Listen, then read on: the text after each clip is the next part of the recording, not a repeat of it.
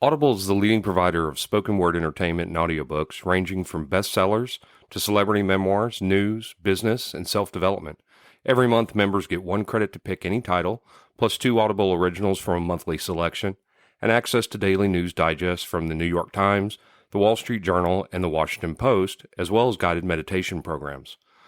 Between a full-time job in IT and a full-time job in podcasting, it gets harder and harder to sit down and read the books I'm interested in. This is where Audible comes in. I can listen on my daily commute, relaxing, or while out running errands and still get in the books I've been wanting to get into. You can download titles and listen offline anytime, anywhere. The app is free and can be installed on all smartphones and tablets. Now you can try Audible risk-free with a special 30-day free trial by visiting audibletrial.com/nerdery and murdery. That's audibletrial.com/nerdery and murdery. Don't let your busy life get in the way of that great book you've been wanting to read. Go get your free trial of Audible today. This podcast is sponsored by BetterHelp. This is Geoffrey, and we've talked about many times before that I experience problems and struggles with my mental health. And really, without a healthy mind, being truly happy and at peace is hard.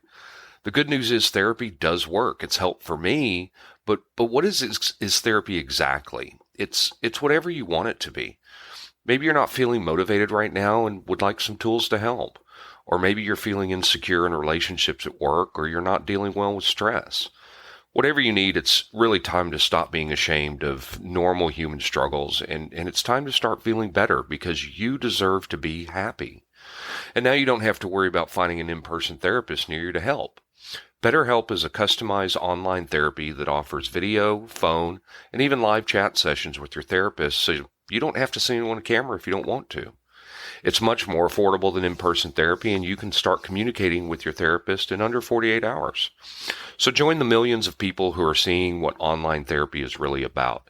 It's always a good time to invest in yourself because you are your greatest asset. And there's a special offer to Nerdery and Murdery listeners. You can get 10% off your first month of professional therapy at betterhelp.com/nerdery and murdery. That's betterhelp.com/nerdery and murdery. Thanks again to BetterHelp for sponsoring this podcast.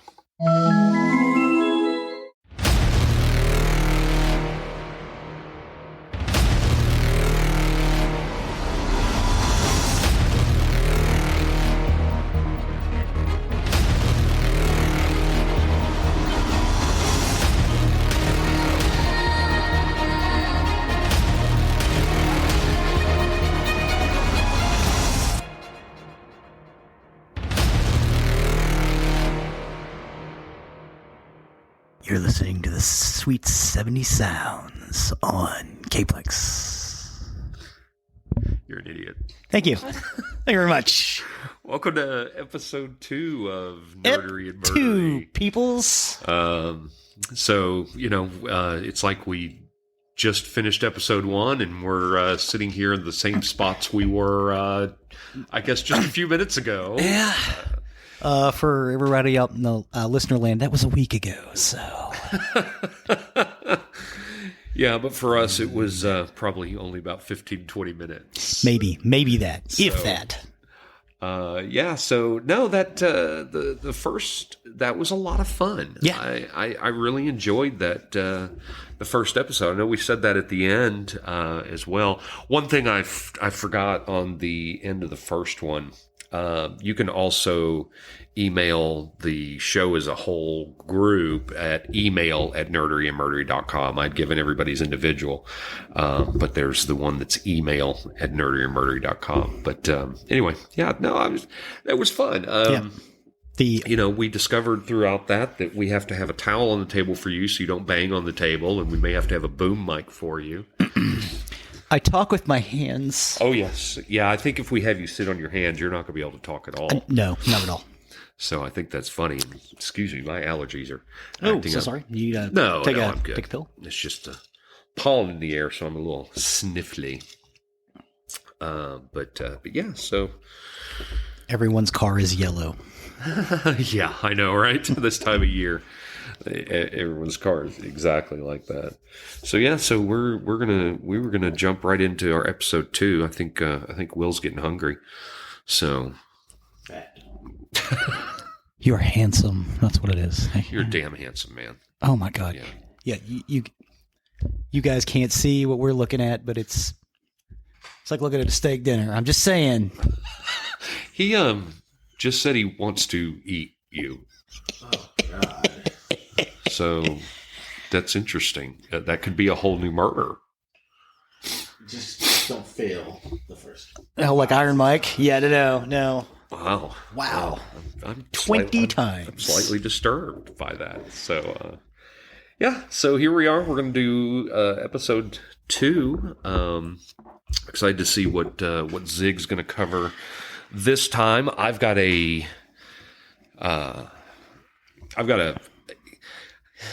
Anybody who's having a good day probably should just stop listening after they hear yours, because my story is terrible.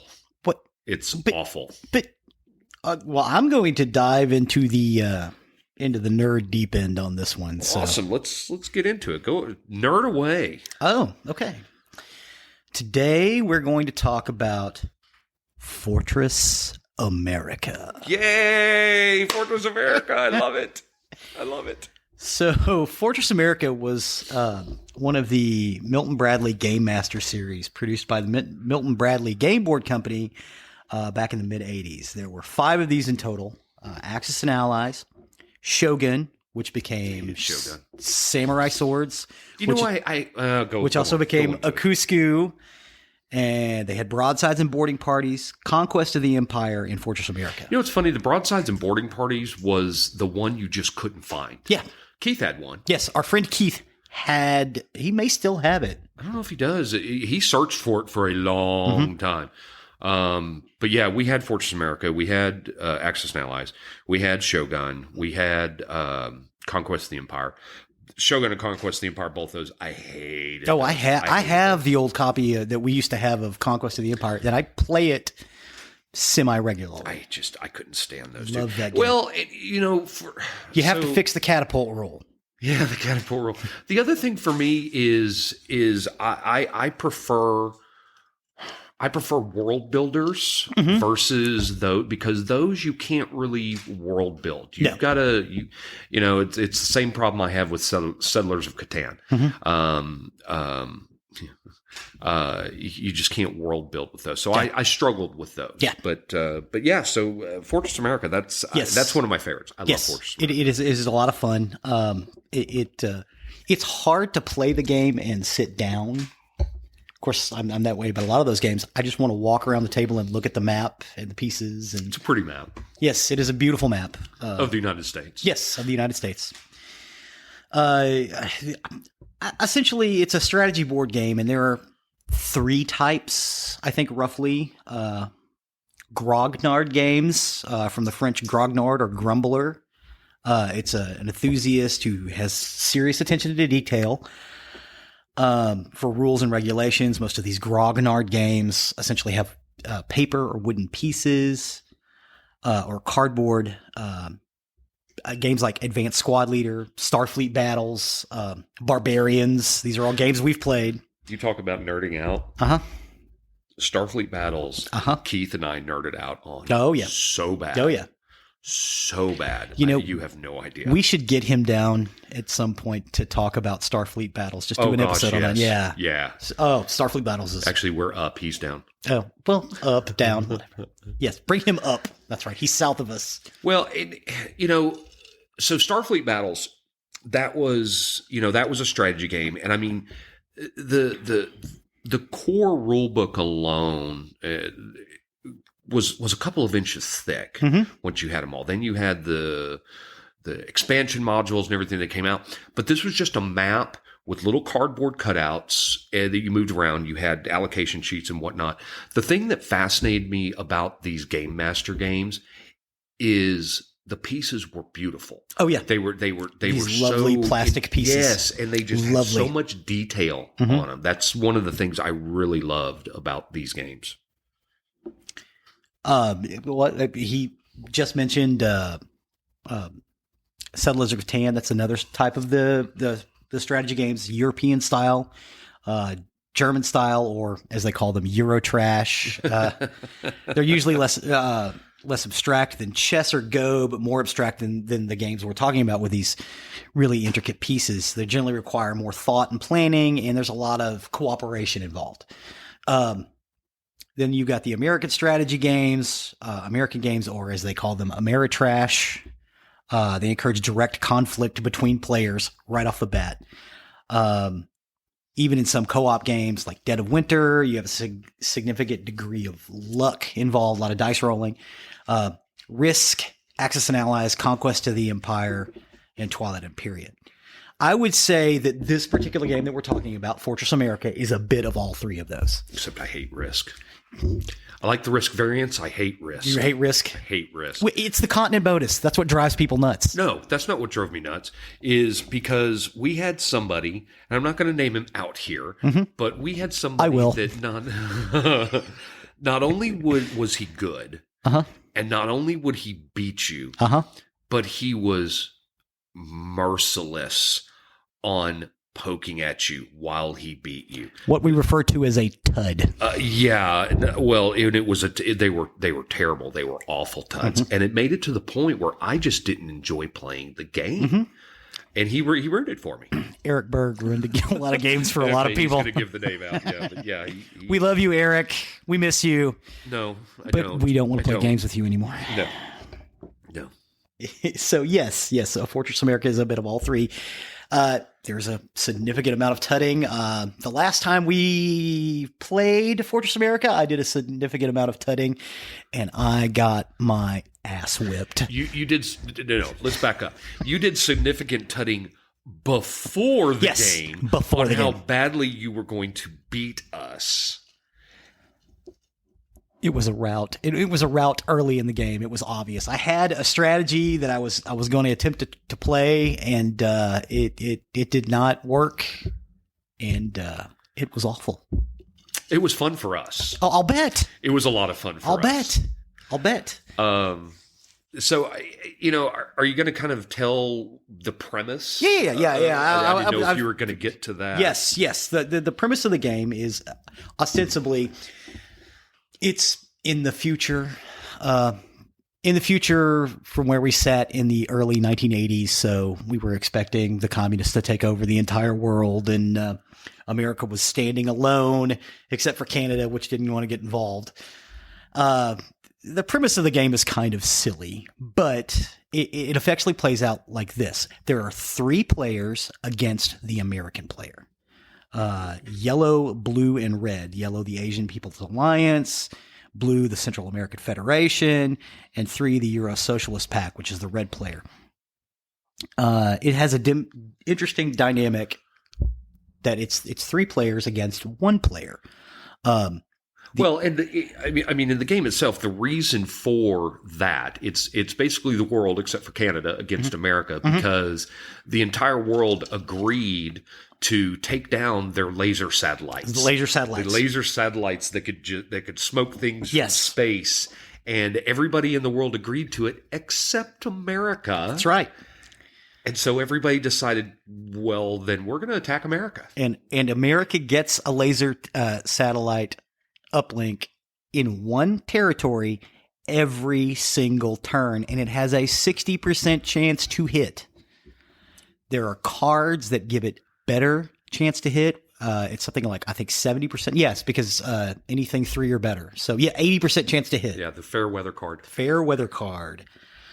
Which if it comes up early in the game, it's not so bad. If it comes up late in the game, devastating. Yes, it can destroy the game. Well, because the thing about the laser satellites versus all the other rounds where there's attacks going against the pieces on the board, those laser attacks are free attacks against a single enemy unit in a territory every single turn for America for as many laser satellites as they have.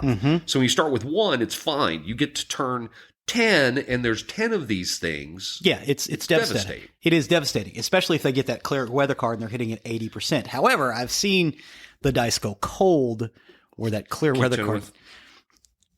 Yeah, I saw him embed a dice in a wall because of it. Yeah, threw his dice. Yeah.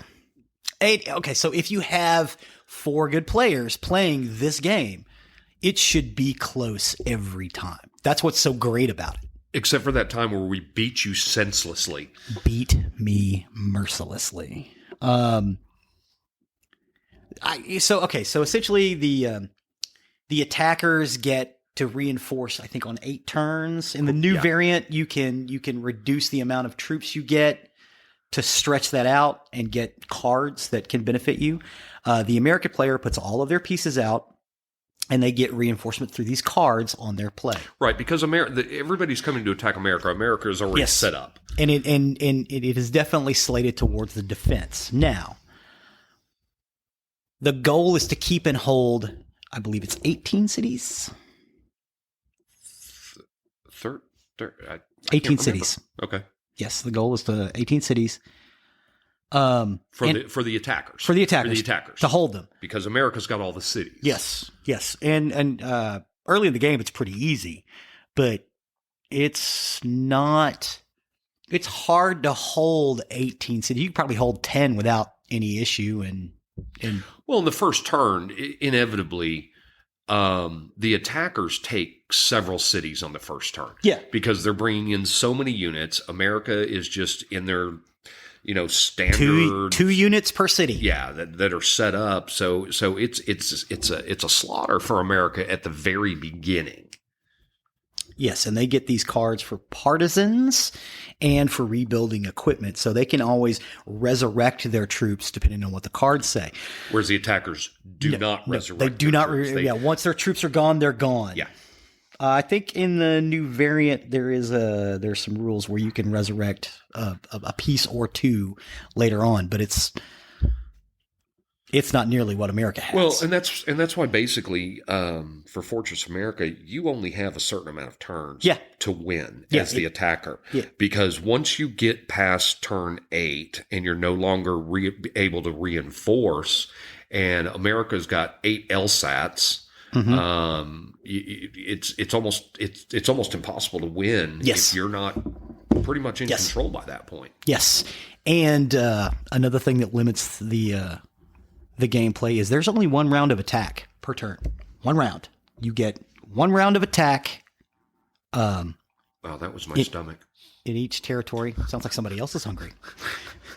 Wow. That was no, awful. He's thinking about Fortress America, and it's doing it to his stomach. I'm telling you, this game is like crack. We can't get enough. And I haven't played it in a few years. Yeah, it's been a few years. Yeah. I think the last time I played was the last time we all played together. That'd be the last time I played for sure. For sure. I mean, I don't know that I've ever played Fortress America without Keith in the room. I think I've played every single game of Fortress America with Keith. Because you can do it 2-player as well, and he and I played against each other. Yes, you can play 2-player. And that's one of the reasons why, another one of those games, Axis and Allies, that's one of those that most of y'all won't play with us if Keith and I are on the same side, because he and I played that game so much. I think we know every strategy you can do, every way to win. Yes. And no, I mean, not to boost our ego or anything like that. We're really good at that game. They're also really good about tutting about that game. Oh, I'm excellent about tutting about that game. Yeah, it's God, and here I am sitting there, saying how much I hated Eric, but I can't tell you with Eric, it's so much worse. It's just I've been on the receiving end of that tut from Eric too. It's terrible. But no, the Milton Bradley Game Master series they're incredibly games. You need to carve out a piece of time to do it. Oh yeah. I would say Fortress America is probably the shortest game. Maybe Broadsides and Boarded Parties. Broadsides and Boarded Parties is short. If you can find it. That's only a 2-player game. Right. But I don't think I've ever played Shogun Ikutsuku Samurai Swords. It's had 3 different names. To its finish. I don't think I've ever done that. I thought maybe we did, but I mean, you're absolutely right. Most of these games, you're going to dedicate a minimum of 2 hours. That's not counting setup because No. you got to set up the board. Yeah, set up it takes an pieces. hour to set up Axis and Allies. I wouldn't say an hour. It's probably shorter than that. I mean, we've done that for so long. Yeah. It's not that hard. No, I mean, like a beginning player, it's going to take them an hour to set it up. Yes, Easily. absolutely, absolutely. Read through all the rules and everything like that. But I mean, if you know how to play and set up the board and everything, most of those games are going to go anywhere from 2 hours to 6 hours. Yes, easily. Depending on how it goes. Depending on how it goes, and depending on how many times you spawn off into conversation completely away from the game. Who, us? Who, us? And it's turn-based. What's great about this game is you can finish your turn and then go and make yourself a sandwich. And while somebody else is planning, somebody's walking around the board going, give me a minute. I need to see what I'm going to do now. Yeah, I love the strategy of it. It's a lot of fun. Oh. Those are some of my favorite games. Oh, yeah. So many. You're starting to see more now that are cooperative games. You're starting to see, The European style. European styles. You're starting to see more of those. And maybe it's just because we beat each other up for so long, playing against each other. That, I can remember sitting up and talking about strategies for these games with my friends. Just not, hey, we're going to play in 2 weeks. Well, we need to work this strategy out. I've got an idea. Well, not only that, but we could sit there and pre-talk about the games, and we could post-talk about the games. We always had that too. Yeah. Remember, how this happened here and blah, blah, blah, blah, blah. When we lost the game, this is where we lost it. Yes, it was right here at this point. So many conversations. Were you a part of the Fortress America murder session? What? What? The one where we were playing in somebody's apartment and we left the front door open and we were playing Fortress America and we were all just exhausted. We were exhausted. And it was real late at night. And I swear it was midnight, 1, 2 in the morning. And all of us are like, we're just going to take a few minutes of break. And so we all just kind of laid down where we were. And I was about half asleep.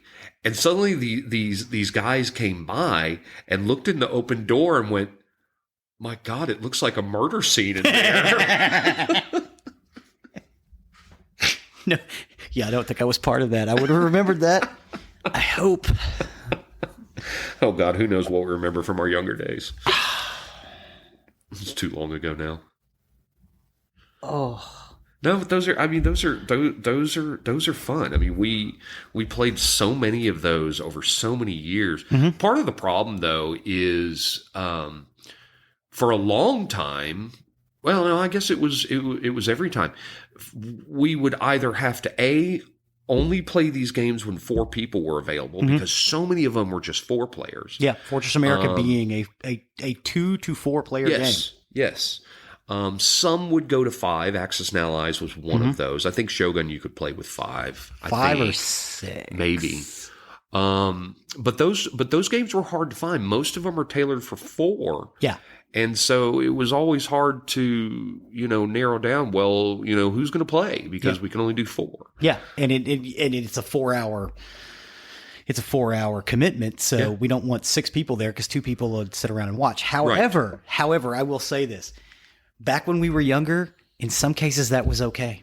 Yeah. Yeah. In some cases that was okay because they were fun to watch. Fun to watch for nerds. But, it's Hey now. Yeah, I could sit and watch a game of Fortress America. I'd rather do that than watch what was the game with the oh yes, football. I would rather watch a game of Fortress America than a football game any old given time. I couldn't just sit there and watch. I have to play. I could not be a spectator on a game like that.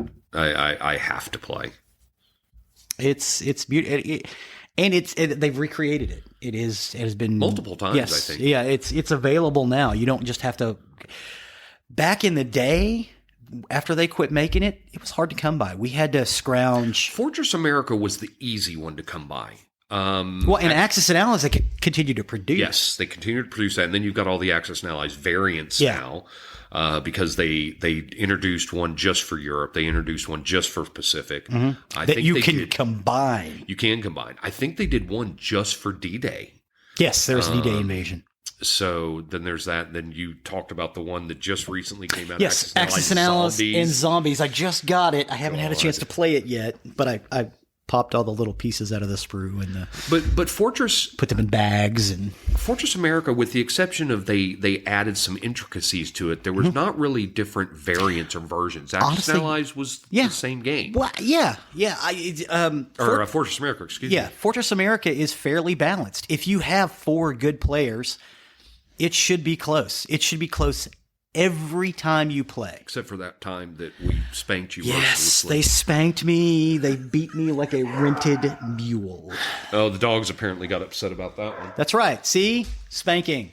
Not good. So, yeah, I was spanked. I was beaten like a rented mule. Yeah, to say the least. It was pretty bad. They were terrible too. Yeah. No, I can admit that. Yeah, you should feel sorry for me. I don't, but well, yeah. Right. Keeping aside all the tutting I did for weeks ahead of time. Yeah, that's why we were so terrible too, is because you did for weeks. So much fun. Yeah. So yeah, we had to. Yeah. Honestly, I prefer playing the blue player, the southern approach. That is my favorite spot. Playing America is hard, and I prefer playing America. I would rather play the blue player. I'm okay as the red player. The red player is one of the hardest players to have. He's probably the best at the red. Yeah, he's the best at the red. I'm best with America or the blue. Our friend Don likes to play the yellow player because he's really good at the helicopter hop. Right. The red being the East Coast attackers, the East Coast. The blue the South, and the yellow the West Coast attackers. Yes. The red player, or the East Coast invader, has a lot of cities available, but there is a very large wall of defense to get through it. It's hard to play, but it can be rewarding, and if you can break through that wall, you can essentially win the game on the red side. Well, the three players have to basically pinch together. They've got to work together. They have to work together. You together. cannot win if you don't. Even though you can have an individual winner, I believe, if I recall correctly, there are rules for that. Yeah, you add up who got what cities, what territory. There are territories marked with agricultural or agriculture, oil, and so wheat, oil, and there's a third one. Minerals. Minerals. Yes, and you use those to tally up your score. It's also the cards come into play because there's different regions on the map, and it say have one region in a mineral territory in the mountain region. That's where the partisan pops up. That's what the cards say that for America. Yeah, yes, for America. That's where their reinforcements come from. And if they take a city back, they get an extra card every time they do that. Which can be... That's always devastating. Yeah. Do they only get one card no matter how many cities they took back? I don't think they got a single card for every single... No, I believe, the notes I was reading, that it's a card for every city they take back. Yeah. I didn't remember that. Yeah. Yes, so...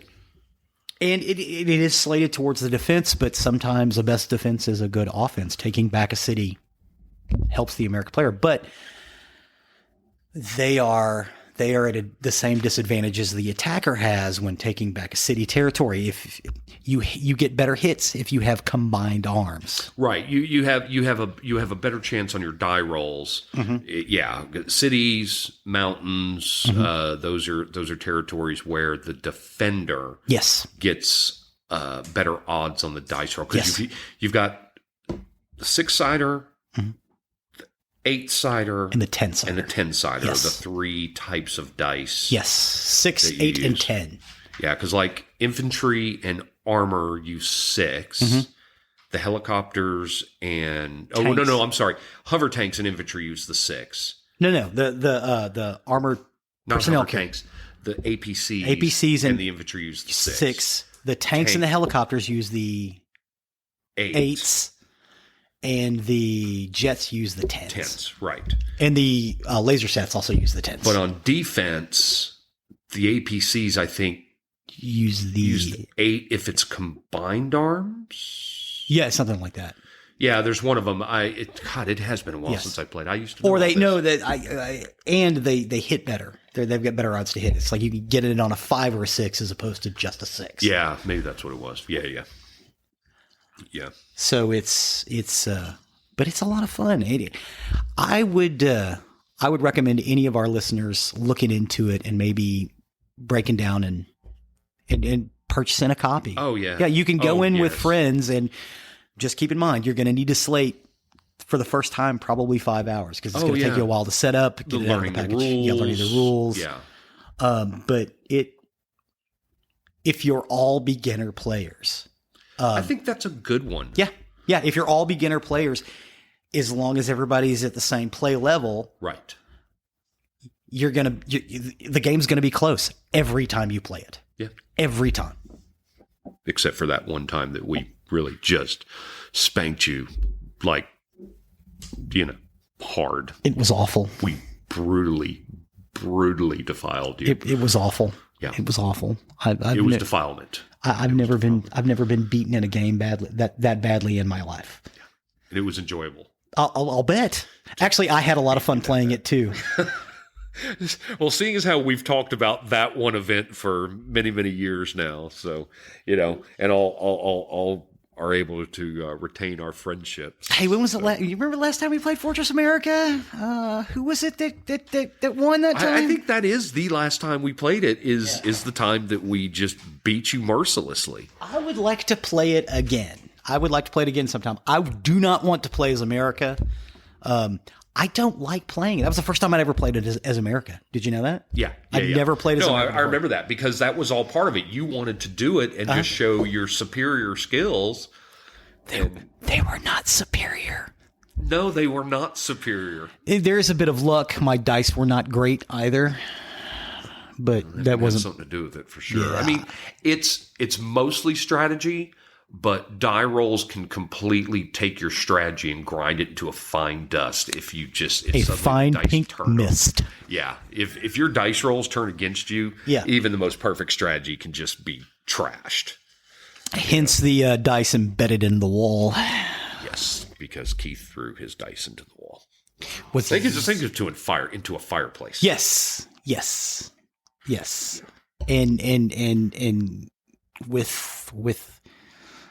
with many expletives. Oh yeah, always. Yeah, and just yelling, not at us, at the dice.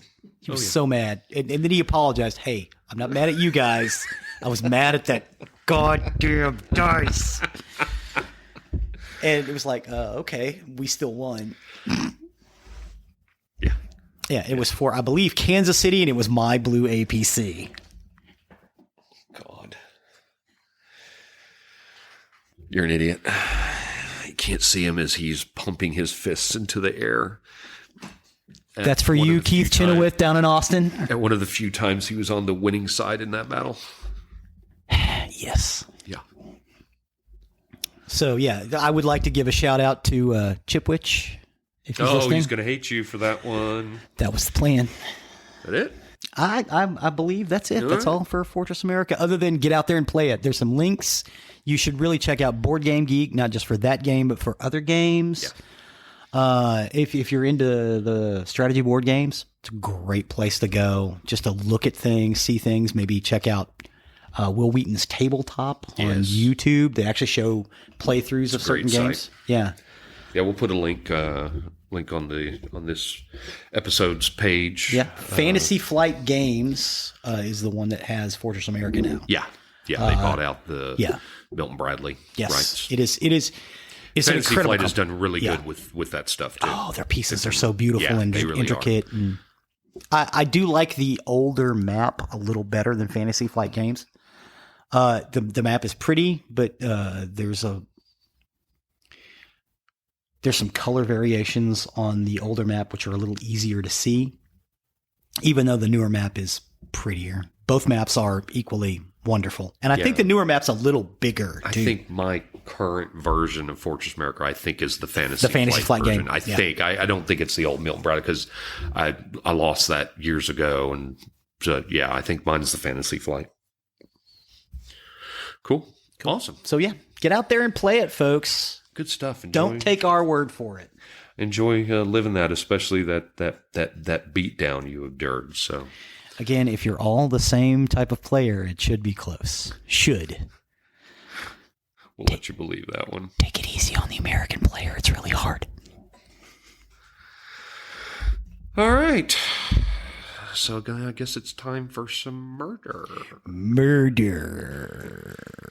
All right. So on to the murder. We actually had to take us a little lunch break. Woohoo! Eat us some nice pizza from Wise Guys. Yeah, so Wise Guys. Big shout out to Wise Guys. Great antipasto salad. They want to sponsor us. So, yes. Do Wise Guys. Let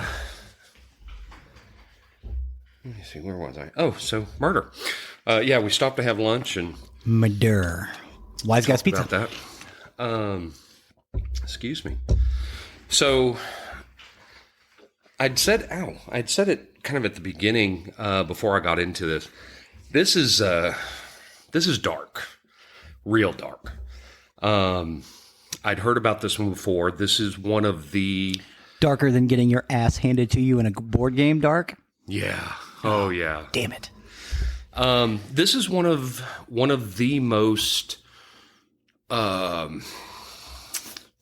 It's listed on many sites as one of the most gruesome and just terrible murders.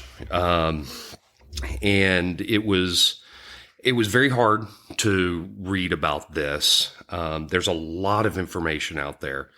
Most of it I obtained from the Indianapolis Monthly, Sylvia's Child Advocacy Center website, therichest.com, Wikipedia, and multiple videos on YouTube. It is called Indiana's Most Terrible Crime, and this is the murder of Sylvia Likens. Okay. So, I just kind of get into it here. We started off with a lady named Gertrude Nadine Baniszewski. I don't know how to pronounce her name. I probably should have looked that up. She was born on September 19th, 1928 in Indianapolis, Indiana, to Molly Myrtle and Hugh Marcus Van Fossen Sr. What names? She was the third of 6 children. On October 5th, 1939, she witnessed her father die suddenly from a heart attack. 6 years later, she dropped out of high school at age 16 to marry 18-year-old John Baniszewski.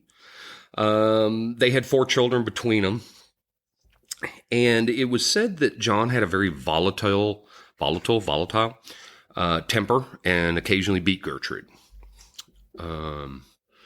They, however, remained together for 10 years before getting divorced. So, it was supposedly a pretty bad little 10 years. They got divorced in 1949? Yeah. Wow, that's pretty severe. Yeah.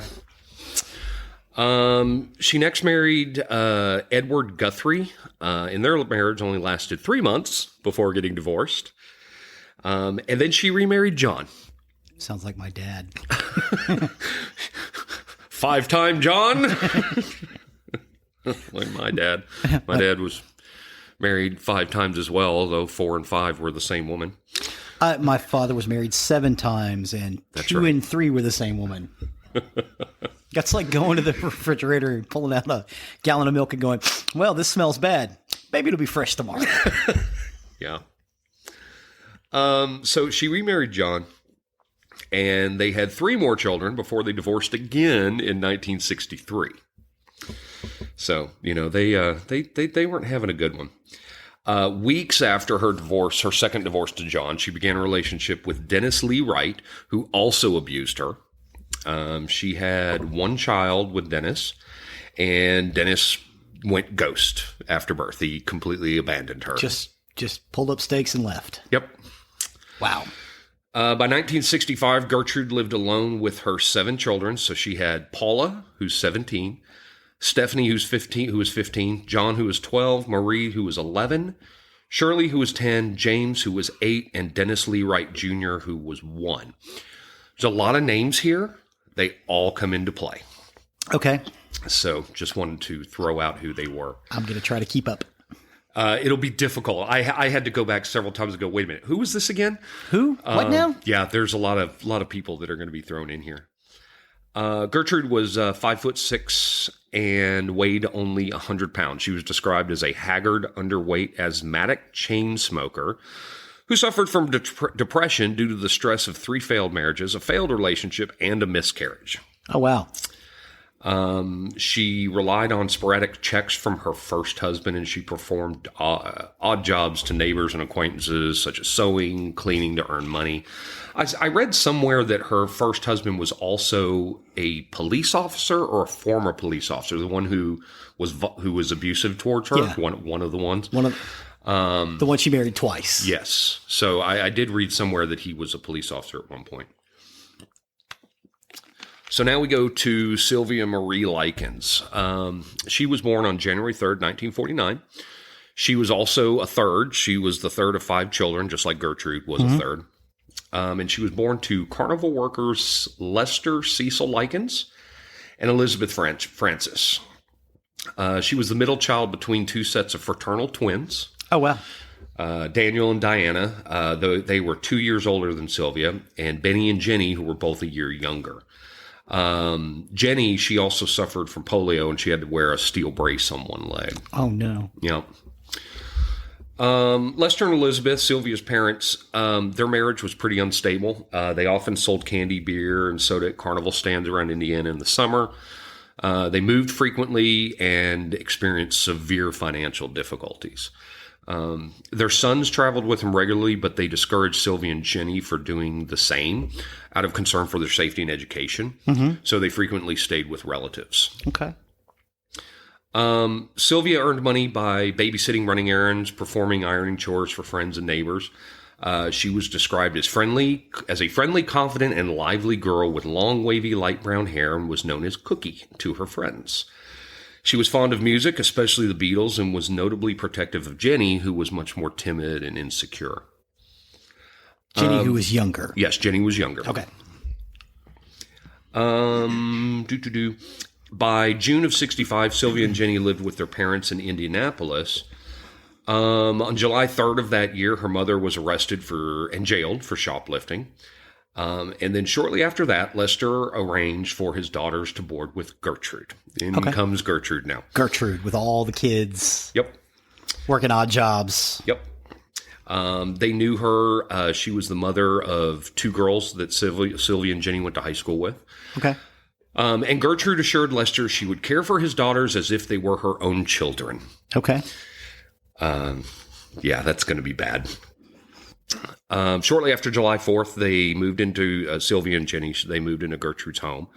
Lester and Elizabeth left for the East Coast with the carnival, and Lester had agreed to pay $20 a week for Gertrude to care for his daughters until they returned in November. Okay. $20 a week in the 60s? Yes. Okay. All right. Yes, because this was 1965. Okay. During the first few weeks residing at the Banaszewski household, Jenny and Sylvia were well taken care of. They received very little discipline or abuse. Sylvia regularly sang songs along with records. As I said, she really liked the Beatles. She sang with Stephanie, one of Gertrude's children, and willingly helped out with the housework. Both girls attended Sunday school with the Banaszewski children. 65, so this would be like early Beatles, like I Want to Hold Your Hand, Love Me Do, stuff like that. Okay, I'm with you. Yep, on vinyl. After the best way to listen. My God, I hear that all the time, and it just oh, dude, that vinyl guy is a nerd. That dude is the cracks and pops in there. I'm just like, no, that's not pure to me. I love that sound, but that's what we listened to when I was a kid. So I know, but I prefer a nice clean sound. So I don't know. I'm sorry. No, please. That's where am I? After 2 weeks of Sylvia and Jenny living at the Banaszewski household. Payments from Lester failed to arrive consistently, occasionally arriving 1 or 2 days late.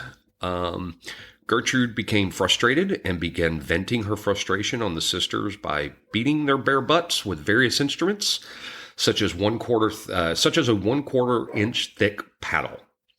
Later on, there's going to be a belt involved, a police belt, came from her first husband. That's where I read that somewhere. She would make statements like, "Well, I took care of you 2 little bitches for a week for nothing." Wow. I know. Wow. I know. That first part just really kind of got to me. On one occasion in late August, both girls were beaten approximately 15 times on the back with that paddle. After Paula, one of the children, had accused the sisters of eating too much food at a church supper the household children had attended. Wow. Yeah, we've gotten a little aggressive here. Yeah. This sounds like everybody's kind of ganging up on these 2 girls. Yeah, that's going to change. By mid-August 65, Gertrude began focusing her abuse almost exclusively on Sylvia. The initial abuse included subjecting Sylvia to beatings and starvation. She would be forced to eat leftovers or spoiled food out of garbage cans. Once she was beaten for stealing candy that Sylvia had actually purchased. She got beaten for stealing candy that she bought. That Sylvia bought. Sylvia had actually purchased it, but she was accused of stealing, and so Gertrude beat her for it.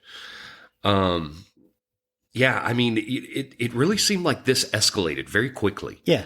I just it baffles me as we kind of get through this, because this isn't even anywhere near how bad it's going to get. Later that same August, this is bad.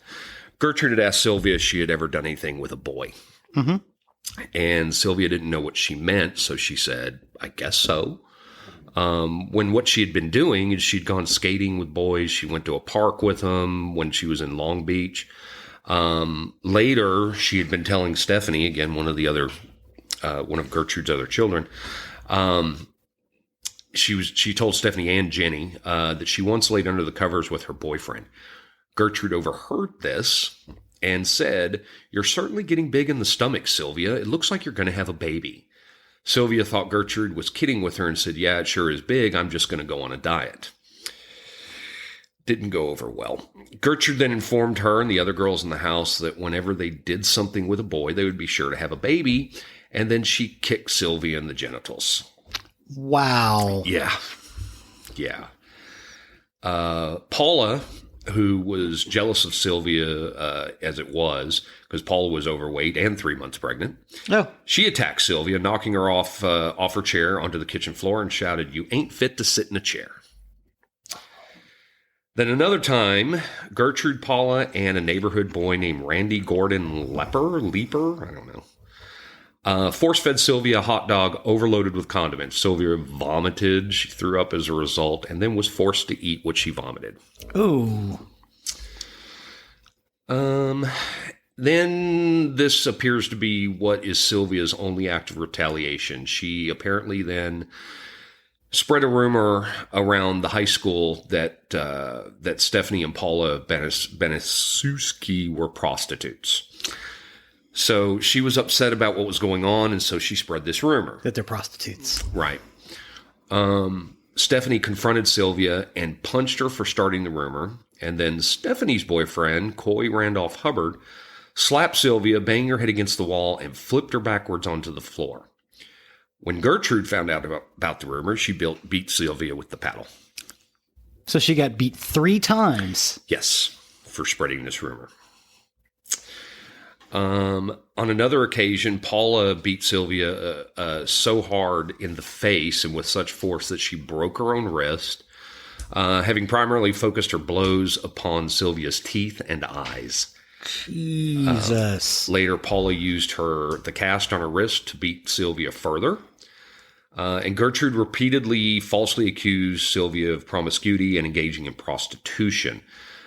She She would deliver messages to Sylvia regarding the filthiness of prostitution and of women in general.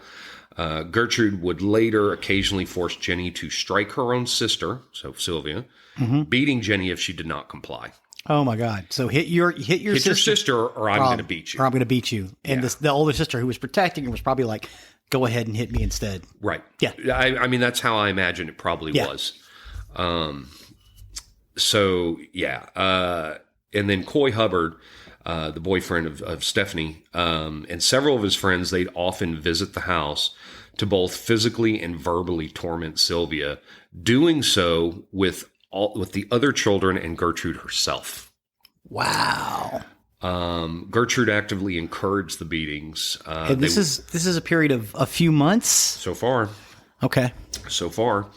Gertrude would actively encourage the beatings. They would sometimes use her as a practice dummy in violent judo sessions, cutting her body, burning her with lit cigarettes over 100 times, and severely injuring Sylvia's genitals. Oh, dear Lord. Yeah, here's where we start getting really, really bad. She was forced. Here's where we start getting bad? Yeah. Okay. She was forced at one point to strip naked in the living room and masturbate with a glass Pepsi bottle while everyone looked on. Gertrude stated that this act of humiliation was to prove to Jenny what kind of girl Sylvia was. Huh. Yeah. Huh. Eventually, Gertrude stopped letting Sylvia go to school after Sylvia confessed that she had stolen gym clothes from the school. She stole them because Gertrude refused to buy clothes for her. And she's a growing girl and she needs clothes. Right. So her punishment for the theft, Sylvia was whipped with a 3-inch wide leather belt. This is the police belt I was talking about. And repeatedly kicked in her genitals while telling her the evils of premarital sex. Stephanie, at this point, actually tried defending Sylvia by saying she didn't do anything. So Gertrude burned Sylvia's fingertips with matches and then whipped her some more. A few days later, Jenny was whipped repeatedly with the belt after it was discovered Jenny stole a single tennis shoe to wear on her strong foot. Because remember, Jenny had polio. Yeah. And so, Jenny got beaten for that. For stealing. Wow. Yeah. Both Sylvia and Jenny were terrified of telling their family or other adults of the increasing abuses. They thought that things would get worse. Yeah. Gertrude actually told Jenny that if she told anyone, she would be abused and tortured to the same degree as Sylvia. Oh. And occasionally neighborhood girls would ridicule or beat Jenny when she alluded to what was happening to Sylvia. So when she tried to tell somebody, they'd beat her up for it. Wow. Right. So mom and dad returned a couple times during the summer. The very last time that they visited was in late August, and neither girl showed signs of distress about their abuse or mistreatment because Gertrude was around the whole time. She would never leave. I'll bet not. And as soon as their parents left, Gertrude turned to Sylvia and said, "What are you going to do now, Sylvia, now that they're gone?" Then in September, they ran into their older sister, Diana. Remember, they had older siblings as well.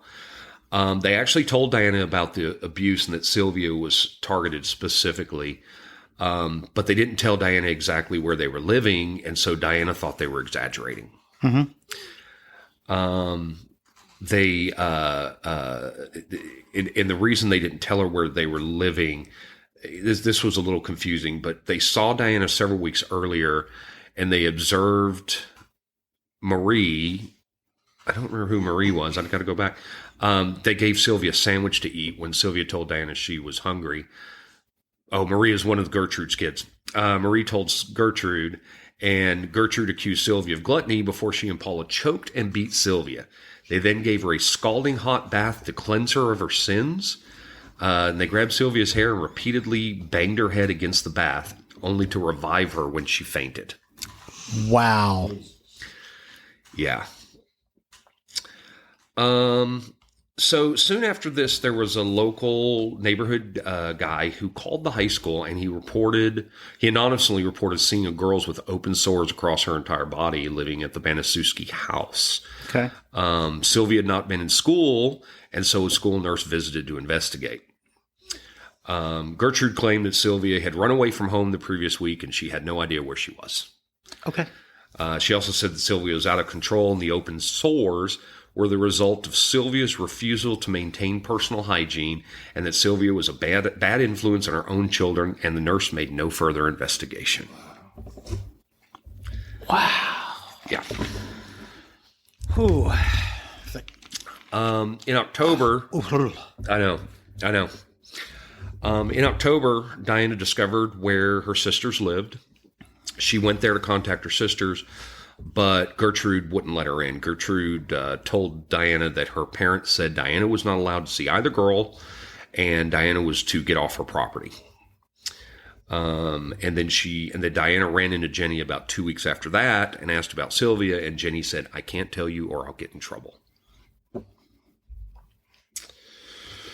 So now the apparently the frequency and brutality of the abuse increased.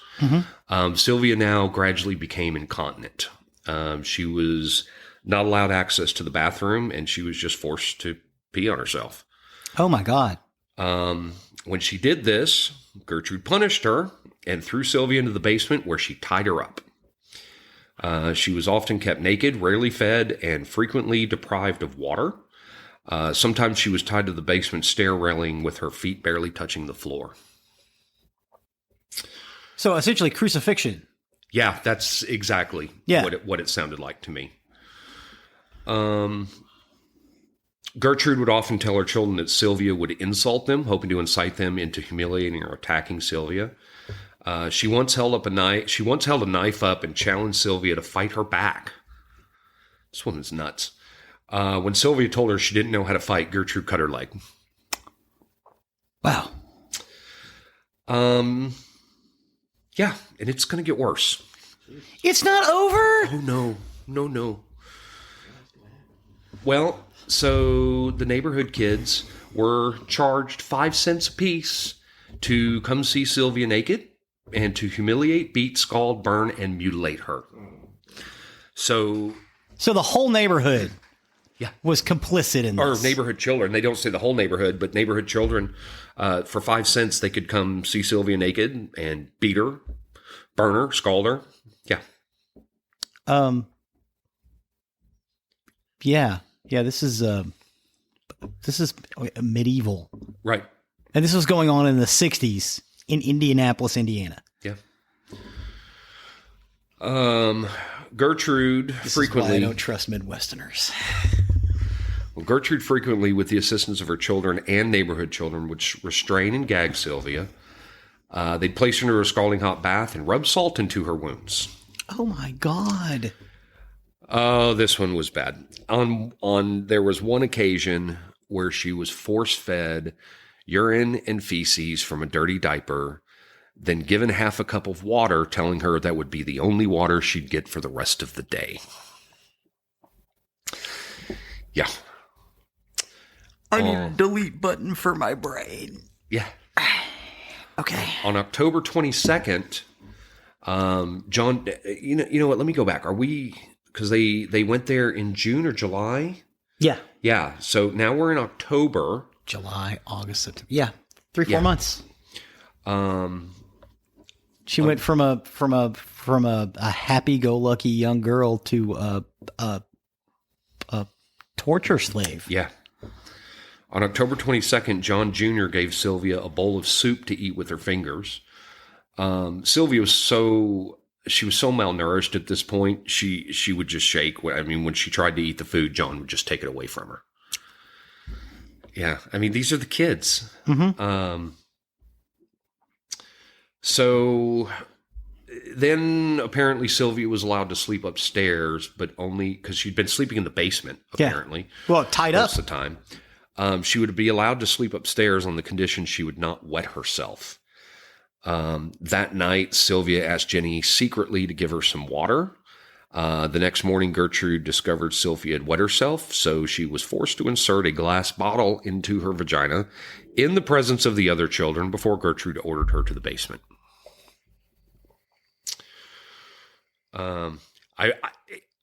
I warned you. I have to say, I warned you. This is pretty bad. And this part may be one of the worst parts. Shortly after that, yeah. Okay. All Yeah. right. I'm ready. Wait. Yeah, you Okay, go ahead. better steel yourself. All right. Gertrude shouted for Sylvie to come into the kitchen, and she ordered her to strip naked. Then she yelled at her, "You have branded my daughters. Now I'm going to brand you." And she began carving the words, "I'm a prostitute and proud of it," with a heated needle. I don't know why, didn't find why she couldn't, but Gertrude was unable to finish the branding, so she had a neighborhood kid, Richard Dean Hobbs, finish it. And she took Jenny out of the house to the store. Richard finished the branding while Sylvia clenched and moaned. And then Richard and Shirley took Sylvia to the basement, where each of them took an anchor bolt and attempted to burn the letter S under Sylvia's left breast. They had actually turned one loop backwards, and so it looked like a number 3. Later that day, Gertrude told Sylvia she'd never be able to marry now because of the words carved on her, and for Sylvia to show all the other children, claiming Sylvia got the carving at a sex party. Wow. This to me may be the worst part of all. This almost makes you want to cry. That night, Sylvia told Jenny, "I know you don't want me to die, but I'm going to die. I can tell it." I'm sorry, my voice cracked on that one. That's almost the saddest part of this story. God, I want to hear about Iron Mike again. The following day, Gertrude made Sylvia write a letter to her parents to make them believe that Sylvia had run away. The letter was to frame a group of local kids, anonymous local kids, for beating and mutilating her after she agreed to have sex with them. Wow. So she's trying to get out of it. Mm-hmm. Once the letter was finished, Gertrude made a plan to have John Jr. and Jenny, I don't know how she brought Jenny into this, blindfold Sylvia and take her to an area known as Jimmy's Forest, where she would be left to die. She then tied Sylvia back to the railing and gave her crackers to eat. Sylvia refused and said she didn't want it and to give it to the dog. Gertrude then forced the crackers into Sylvia's mouth before she and John beat her. Yeah. So on October 25th, Sylvia actually tried to escape. She actually overheard Gertrude telling her plan to abandon Sylvia to die. To expose her to the elements in Indiana in October. October now, yeah. Yeah, October in Indianapolis. Yep. Yeah, it gets pretty cold there. Sylvia was too weak from all of her injuries, and Gertrude caught her before she could leave the property. Sylvia was then given toast to eat, but wasn't able to eat because of her extreme state of dehydration. Mm-hmm. Gertrude forced the toast into Sylvia's mouth and then repeatedly struck her in the face with a curtain rod. Coy Hubbard then took the rod and hit Sylvia one more time, and she went unconscious. Gertrude then dragged her into the basement. That evening, Sylvia tried screaming for help and beating the walls with the spade. A neighbor actually heard the commotion, but then it ceased, so she decided not to call the police. That's like the 5th time this kid almost got out of this. Mm-hmm. The morning of October 26th, Sylvia was now unable to speak intelligibly or even move her limbs. Gertrude took Sylvia into the kitchen and propped her up against a wall. She tried to give Sylvia a donut and a glass of milk, but then Sylvia couldn't get the milk to her lips correctly, apparently, so Gertrude threw her to the floor in frustration and then back into the basement. Several of the kids, the children, then went to the basement to further humiliate Sylvia. They had said that she had tried moving her arms and pointing at the faces of people she recognized and tried saying names. She had then defecated on herself, and John Jr. sprayed her with a water hose brought into the house at Gertrude's request. Sylvia attempted to escape them for the last time, but collapsed before she could reach the stairs. Gertrude then stamped on Sylvia's head before standing over and staring for several moments. Shortly after 5:30 that afternoon, Richard returned to the basement to find Sylvia crying and cuddling Sylvia's emaciated and lacerated body. I'm sorry, this affected me so bad listening to this. Sylvia and Richard gave Sylvia a warm bath, dressed her in new clothes, and laid her on a mattress in one of the bedrooms. Stephanie then said, trying to cover it up. And then Stephanie said, "Oh, she'll be all right." She then realized that Sylvia was not breathing and began trying to give her mouth to mouth while Gertrude repeatedly shouted that Sylvia was faking her death. Sylvia Likens was 16 years old and finally succumbed to her injuries. Well, She died. starvation. Yeah. Yeah. Yeah. What you're describing sounds like people out of the camps. Oh, yeah. Yeah. Well, the autopsy revealed that And Sylvia... you can't give them a lot of water and stuff like Right. that because they will die. Right. The autopsy revealed that Sylvia had an excess of 150 separate wounds across her entire body. The wounds varied in location, nature, severity, and stage of healing. Her injuries included burns, severe bruising, and extensive muscle and nerve damage, and she had apparently bitten completely through her lips. Wow. Yeah. Poor Sylvia was dead. I did add in here the aftermath of everything. Yes, please give us some closure. Gertrude Banaszewski was found guilty of first-degree murder and was given a life sentence. Apparently she was a model prisoner, too. Whatever. Well, Yeah, whatever. She was paroled in 1985 and died of lung cancer 5 years later. 5 years too long. I would agree. Paula Banaszewski was found guilty of second-degree murder in 1966, but this was overturned in 1971 on a technicality. She pleaded guilty to voluntary manslaughter to avoid a retrial and was sentenced to 2 to 21 years. She attempted a prison break and then was released from prison in 1974. She changed her name and was working in a school system in Iowa when it was discovered in 2012 who she really was, and she was fired. She's since I'll bet she was. She's then slipped off the grid. Stephanie Banaszewski was... Wait a minute. We have to go back for a second. Sure. So she was involved in a prison break and still got out in 71? Yeah, I didn't find a whole lot of information on the prison break. It just said she did prison break, was released Please in 74. continue. Yeah. No, I'm with you. Stephanie Banaszewski was given a special trial and all charges were dropped because she turned state's evidence against family. So a lot of the information on what happened in the house was because of her. Because of Stephanie. Yep. Yeah, who was also one of the torturers. Yep. Okay. John Banaszewski Jr. Was convicted on manslaughter at 12 years old. Wow. Yep, he was 12. 12 years old. And he served 2 years as the youngest inmate at the Indiana State Reformatory, where he found religion and was allegedly the only family member to show public remorse. He would die in 2005 at 52. Marie Banaszewski testified at the trial, but no charges were brought against her. She was the only member of the family to cry on the stand during questioning. Okay.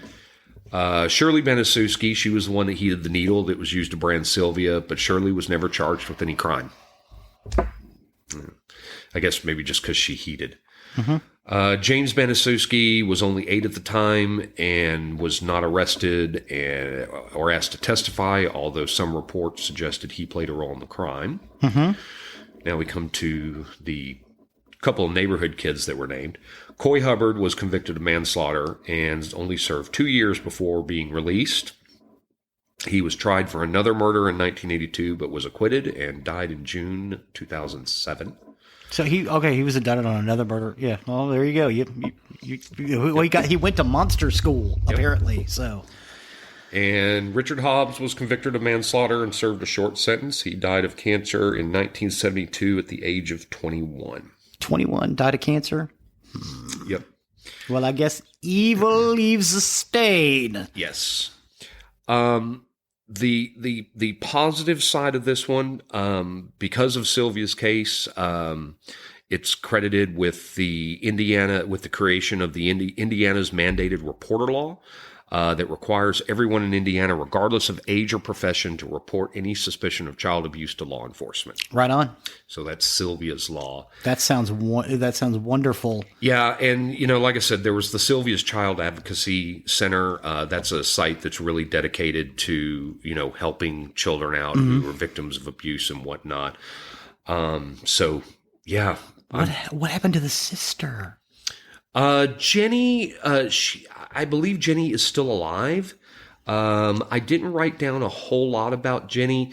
Jenny's part confused me a lot because I don't know why Jenny was left alone mostly, and it was Sylvia that got most of it. I didn't understand that. Probably because they figured because she was compliant and predators will seek out people like that and make them accomplices. Or it's easier to keep her in line with a threat than an actual act. I mean, there were some websites that talked about Jenny a little bit, but I kind of left those out. I very honestly, I'd gotten as far as I was willing to get with this one. I kind of wish you'd have cut it a little shorter, but I'm glad to know that the people got convicted. Yeah, and like I said, this was called Indiana's most terrible crime. I see why. It's listed in the top 10 murders ever. Yeah. Because it's just terrible. I mean, Sylvia's 16 years old. Yeah. It was Buchenwald in Indiana. Yeah. Yeah. So there's the for one person. Dark story there. That's real dark. I forewarned you. I'm kind of glad we did something light before that. Yeah, me too. This one probably took more time researching than a lot of them because I found so much information. I was having to go back and forth and compare my notes and see, what was consistent with stories, what was not. But yeah, so I found it when I had seen it on the top 10 list, and I think it was listed as the number 1 or number 2, and so I'm like, I really want to cover this, and it was just like, wow, I stepped away many times from this one. Many times from this one because I just couldn't take it. So wow. So yeah, so that's my story. So glad I could. I would like to thank you for the effort. I do appreciate the effort. And I'm not laughing at the story. This is, I mean, literally that's nervous laughter at this point because it's just how. I would like to thank you for the effort, but not the story itself. Yeah. Hey, I'm covering murder, so. Murder. Boy, that was a murder. Yeah. Will, you all right? No. Okay. You're not okay. Not okay. We've hurt Will. We've disturbed Will again. Wow. Okay. Well, so yeah, so I guess that's it. If you're still wanting to stay with us and listen more, again, you can find us on our website at nerderyandmurdery.com. On Facebook, it's Nerd and Murd, at Nerd and Murd Podcast. We will have an Instagram and Twitter soon. We've got pictures to go up. We're probably going to have a teaser episode go up soon. Yes. We're hoping to start releasing soon. If you want to email us, the email for the show is email@nerderyandmurdery.com. If you want to email me specifically and tell me how you hate me now because I left your life very dark, you can find me at Geoffrey@nerderyandmurdery.com. He likes it. You can find Zig at Zig@nerderyandmurdery.com if you want to tell him about all your nerd likes and things you nerd out about. And if you want to email Will and tell him how you feel sorry for him about having to listen to us two wackos, you can get him at will@nerderyandmurdery.com. So with that, thanks for listening. Yes, I'm Zig with your nerdery. And I'm Geoffrey with your murdery. We're nerdery and murdery. Cue the music. Cue music.